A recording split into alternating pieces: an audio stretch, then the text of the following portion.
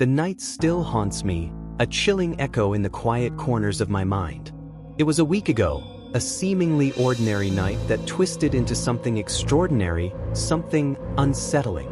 My friend, Liam, and I were out for our usual late-night stroll. We often wandered the deserted streets, the silence broken only by our idle chatter and the soft crunch of our shoes on the pavement. It was our way of unwinding, of dissecting the world's problems and our own insignificant place in them. That particular night, the city was draped in an unusual stillness. The air was heavy, charged with an almost palpable sense of anticipation. Even the usual hum of distant traffic seemed muted, as if the city itself was holding its breath. We were ambling down Elm Street, a long stretch lined with old Victorian houses, their darkened windows like vacant eyes staring out into the night. A thick canopy of trees arched overhead, casting long, dancing shadows that stretched and contorted in the dim light of the street lamps. We talked about everything and nothing, our voices hushed, respectful of the sleeping city. Then it happened. The silence was shattered, ripped apart by a sound that made my blood run cold. It wasn't just a noise. It was a vibration, a primal resonance that seemed to emanate from the very depths of the earth. It was a growl, low and guttural, laced with a chilling undercurrent of menace. It sounded like a wolf, but amplified, distorted, twisted into something far more sinister. Wolves were supposed to be extinct in our area, relegated to the realm of folklore and whispered campfire tales. Yet this sound, it was undeniably lupin, but with a dark, unsettling edge that sent shivers down my spine. Liam and I stopped dead in our tracks, our conversation abruptly cut short. We exchanged a look, a silent question passing between us. What was that? The hair on the back of my neck prickled, and my heart began to pound against my ribs. We strained our ears, trying to pinpoint the source of the sound, but it seemed to be coming from everywhere and nowhere at once.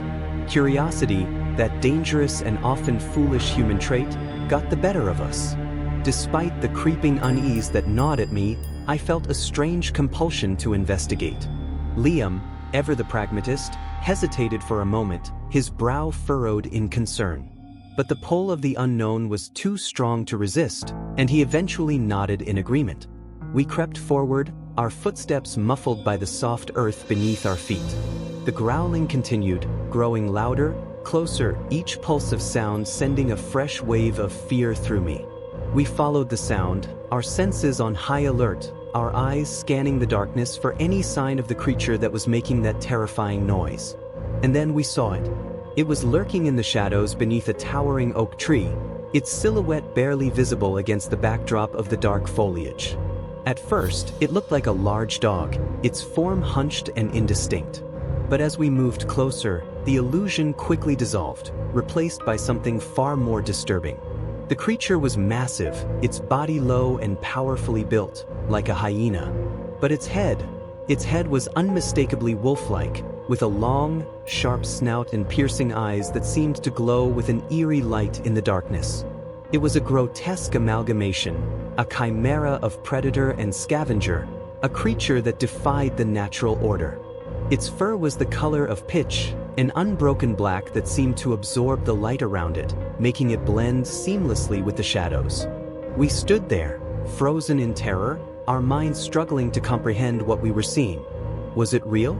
Or was it some figment of our imaginations, a product of the late hour and our overactive imaginations? But the growling, the palpable sense of menace that emanated from the creature, was all too real. Driven by a morbid fascination, we took another step closer, hoping to get a clearer look. But the creature sensed our presence. It turned its head, its luminous eyes locking onto ours for a fleeting moment. And then it moved. The speed was astonishing. It was a blur of black, a shadow ripping through the night. One moment it was there, the next it was gone, vanishing into the dense undergrowth that lined the edge of the woods. We gave chase, our adrenaline pumping, but it was futile. The creature moved with an unnatural agility, slipping through the trees and bushes as if it were a ghost. It was as if the darkness itself had swallowed it whole. We didn't stop running until we reached my house, breathless and terrified.